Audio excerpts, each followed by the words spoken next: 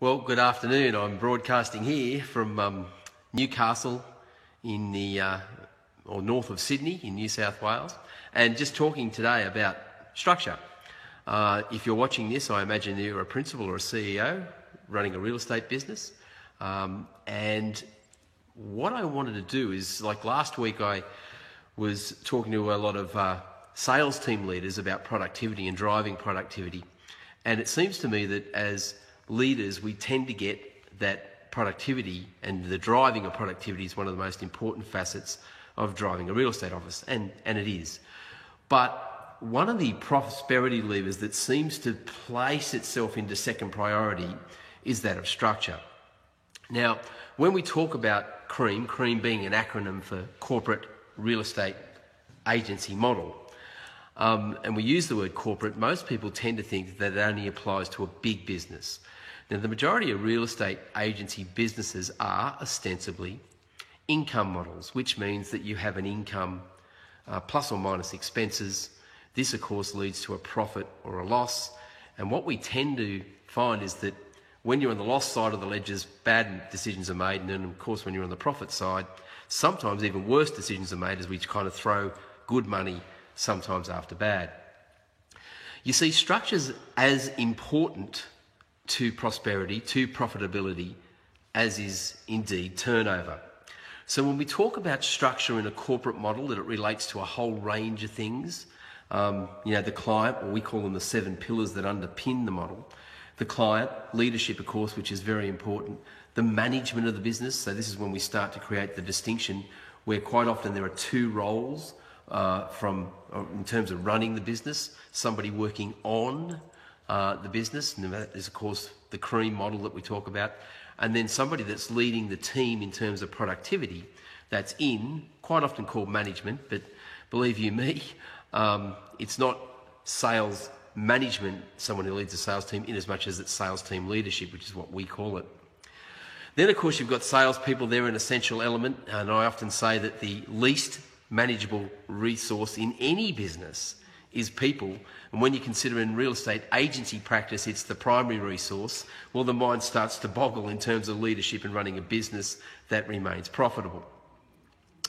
And then, of course, we've got marketing. That one is a subject that seems to elude us. We only really ever talk in real estate businesses about marketing in the context of getting owners to pay for it and what it does for the business with prospective clients, winning listings and getting those sold.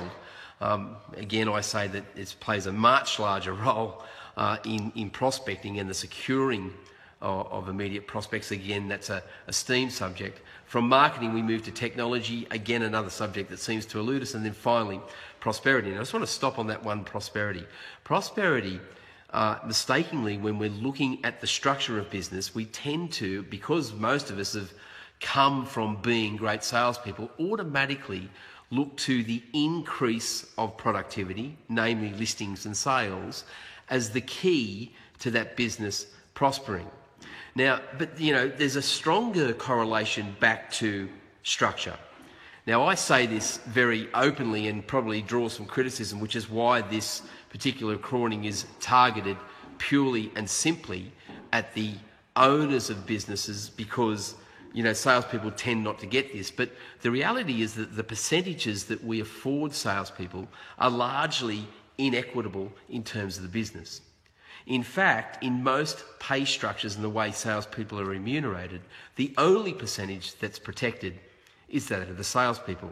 Now, when you consider that in terms of the risk associated with running the business and operating the business, none of that is really borne by the salespeople, and yet their percentage is protected, you can see that the corporate model is largely flawed. So we look to address this. So we say that so many businesses are focused on sales productivity, which basically translates to a turnover amount. But if that structure, the way the business is structured, is not a structure that is increasing the profitability of the business, then actually increasing turnover can lead to disaster. It can lead to a business going broke or being cash poor, and it can certainly lead to a business starving for cash flow at any one time. And that cash flow is not going to improve if the business itself is not sustainable on structure.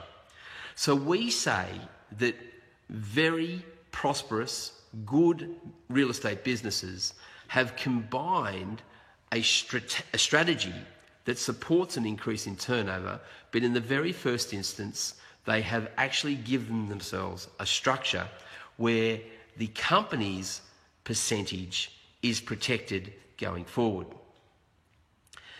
You see, there's a simple rule of thumb that needs to apply, and I'd like you to give some thought about this. In the corporate world, now we're not talking about small business, and the reason small businesses in real estate have been sustained is a lot of principals begin that business as selling agents, and some of them kind of stay there. And at the moment they try to extract themselves from the business, well, the deficiency in structure starts to be evident. When I hear percentages around 50, anywhere to as high as 70%, I shudder from the perspective of running a profitable business. And it doesn't just need to be profitable in the context of the shareholders taking a dividend home every day. There's so much more to structure that's overlooked in how we set up a company for an existence that is not only going to promote longevity, but prosperity well into the future and make that company robust moving forward. You see, we say there's a very simple rule of thumb that simply cannot be ignored in setting a company up.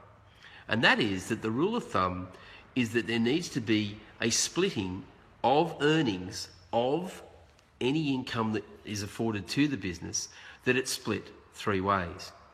Basically, 30%, 30%, 30%, with a 10% variable between any of those numbers. The first 30% needs to be dedicated to people. Now, by that, I mean all staff, I certainly mean sales staff, and I mean the bonuses that are afforded to them. Now, me saying this up front to many of you listening might seem like a pipe dream, might seem like a pie in the sky theory that just can't work in real estate. Well, I'd like to suggest to you that nothing could be further from the truth. You see, we've afforded higher percentages to salespeople for a long, long time now, and all that's really happened over the last couple of decades is the productivity per head has steadfastly declined. Now, I believe that this can be turned around favourably, where salespeople can earn much larger incomes on average than they are right now by taking a lower percentage. Seem like it's a little bit over the top? Well, let me move forward in after we've said that 1/3 of income needs to be dedicated towards people. The second third, obviously, needs to be dedicated toward expenses. The expenses of running the business. Now, so many businesses have endeavoured, given that the percentages are so high for salespeople, to pass some of these expenses over to salespeople operating autonomously. What do I mean by that? Salespeople running this silly notion of a business inside a business, being paid commission only, behaving as subcontractors. This simply does not work. Now, it might work for a period of time, but all you are really breeding is either competitors or you're breeding dissent within your ranks, because either salespeople will earn where you really can't win, where they won't earn sufficient amount of money, where they start to reject the expenses and maybe look for a better percentage somewhere else, or they do well and then attribute that to them and then start saying that the remaining percentage that they're giving it to you, even though... All right, so they're the first two. The third percentage is what we say, or what we refer to as company operating profit, or if you like, for short, as an acronym, the COP. And the COP is important. And again, for those of you that are watching right now, you might think it is literally impossible to forge a 30% operating profit from a real estate business. Well, what I'm actually sharing with you now is not theory, it is actually true for a lot of businesses in Australia. And I don't mean small real estate agencies, although we do have startups that in a very short space of time have been able to achieve this. But we also have large-scale corporate models that are literally on the merge and acquisition trail and growing steadfastly as businesses. And here's how they do it. The 30% COP is necessary for a couple of reasons. The first thing is that from that company operating profit, a portion of it needs to be immediately dedicated towards security, toward the financial security and stability of the business, simply put away in cash reserves, some sort of liquid reserves, as it starts to increase, invested in property, owning its own premises, and a whole host of other things that make that company financially robust because it's got financial security. The second area, of course, is that it needs to be returned to shareholders. So you do need to make a profit that's given back to those people who have taken the risk, put the equitable stake up, and as the business prospers, they need to receive a dividend back.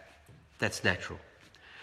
The third, and I believe in terms of the health of the business and longevity, makes it the most important, that money needs to be set aside for growth, for reinvestment inside the company so that it can grow, so that it can go on the merge and acquisition trail, and it can start to take equity in things like its customers, like its database, nurturing these and building a robust business that will, not just survive, but flourish for decades to come.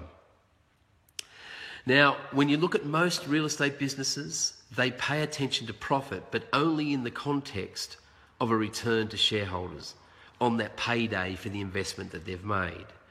Very little thought is given to actually creating financial security, which is why when these businesses have cash flow problems, then all of a sudden the business is threatened.